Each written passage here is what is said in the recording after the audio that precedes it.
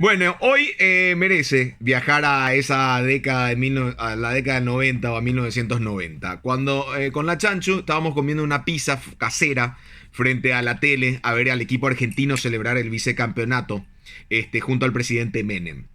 Recuerdo a Maradona perfectamente y a Canigia por el pelo largo, eran los que me llamaban la atención.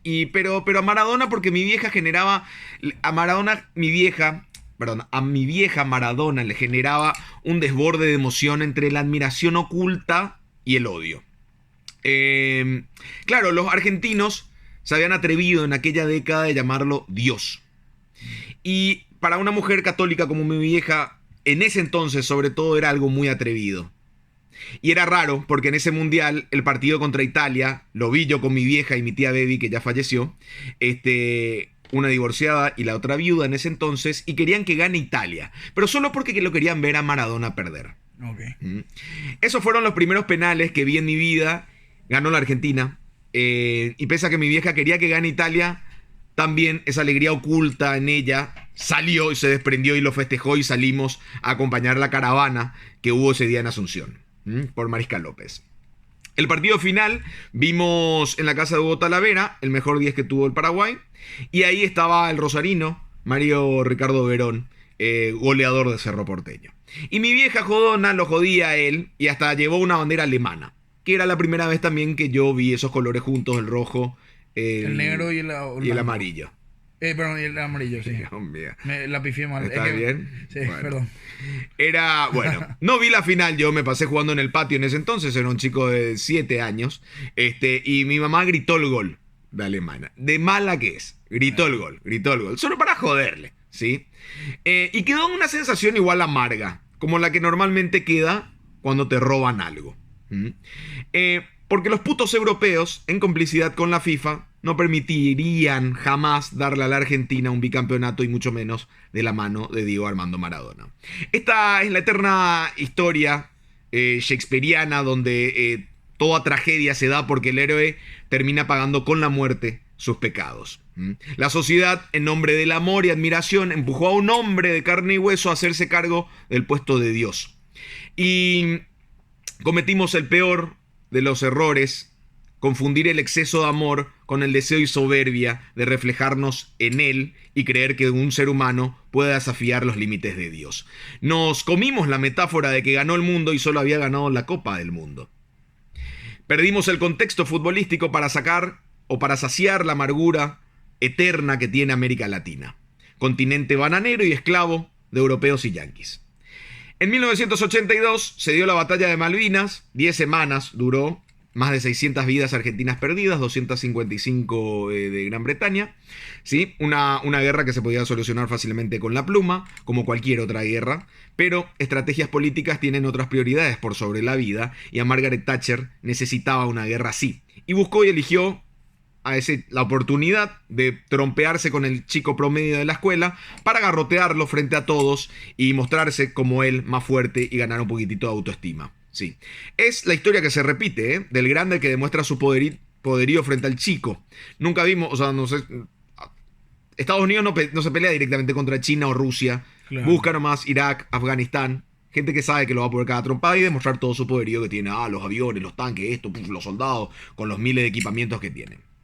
Con ese antecedente y una América Latina que vivía con el virus de la Guerra Fría, del capitalismo y el comunismo, bajo la oscuridad de las dictaduras que estaba siendo reinada en esa década, Maradona se puso en campaña para sacarle campeón del mundo a la Argentina con lo mejor que podía hacer, jugando al fútbol. Y era una época que los equipos europeos no dejaban a los jugadores sudamericanos a venir a jugar las eliminatorias, ¿sí? Carlos Salvador Vilardo, en ese entonces como técnico, lo llama a Maradona y le dice: vas a ser vos el capitán del equipo. Entonces Maradona dijo: bueno, perfecto, y se puso el brazalete de capitán y fue el líder que necesitó Argentina para salir campeón. Maradona, por supuesto, utilizó el peso de su nombre y le dijo al Napoli: a mí no me calienta que ustedes me permitan o no, yo igual me voy a ir a jugar con mi selección, ¿sí? Y entonces tomaba los vuelos y viajaba constantemente entre partido y partido, y iba al Napoli, hacía goles, cerraba la boca con goles. Iba a la selección argentina a la eliminatoria a formar ese grupo como capitán, hacía goles y también cerraba la boca, ¿sí? Porque había mucha gente que dudaba.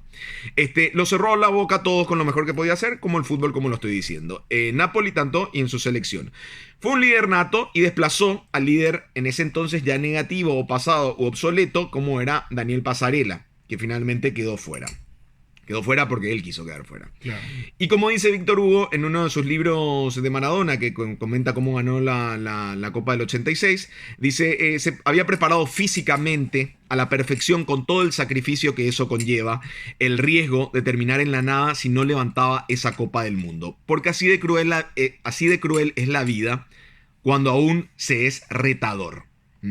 Lo que hizo Maradona en ese mundial es digno de esas películas que tienen como protagonista a un Rambo, donde el protagonista se carga toda la presión y luego despresuriza en el equipo. Lo cagaron a patadas los surcoreanos, clasificaron a la siguiente ronda, lo que hizo en Bélgica fue una cosa de locos, partido de película con Inglaterra, solo un pobre imbécil como Dani Alves y sus secuaces podrían ver como trampa aquel gol con la mano. ¿Sí? Los fundamentalistas de la perfección y la ética podrían acusar a Maradona de tramposo por ese gol.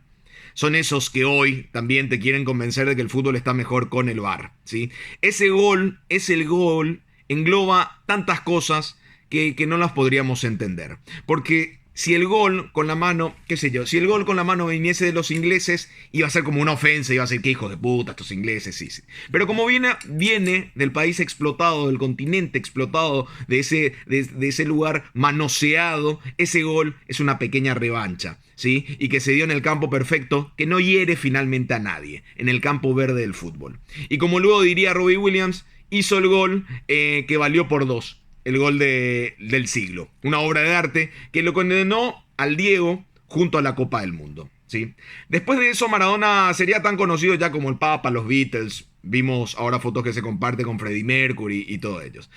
Son pocas las personas que pueden sobrevivir a ese poder. Y recuerdo cuando Maradona también recibió a periodistas desde su casa y los disparaba con un rifle, o se ponía un yeso en el brazo porque no quería firmar autógrafos, y se lo justificaba igual, se lo justificó siempre, y Maradona ya había muerto, ¿sí?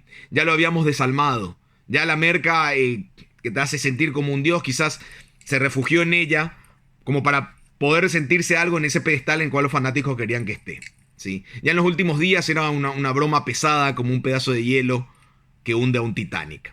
Estaba desbordado, no podía hablar, era un meme andante, Maradona. Y tenía eso el Diego, ¿verdad? Admirarlo de más era un error y no reconocerlo es de necios. Y en redes sociales se ve de todo, pero yo me quedo con aquellas fotos de hinchas de River y Boca abrazados, llorando por la partida física del mito. La imagen de la Bombonera con el palco prendido del Diego. Y la del Monumental completamente iluminado. De ese hombre en el Napoli arrodillado ante el graffiti del Napoli de Maradona, ¿sí? Y de aquellos que no tienen nada que decir y que callan. Ignoro a aquellos que me quieran decir no es un buen ejemplo para los jóvenes, que era esto y lo otro, ¿sí? Tenía eso el Diego, que sí, como te digo, admirarlo de más era un pecado y no reconocerlo es de necios. Ahora, hay momentos en la vida que necesitan ese héroe, ¿sí? Y Maradona fue ese héroe en ese momento, en ese contexto.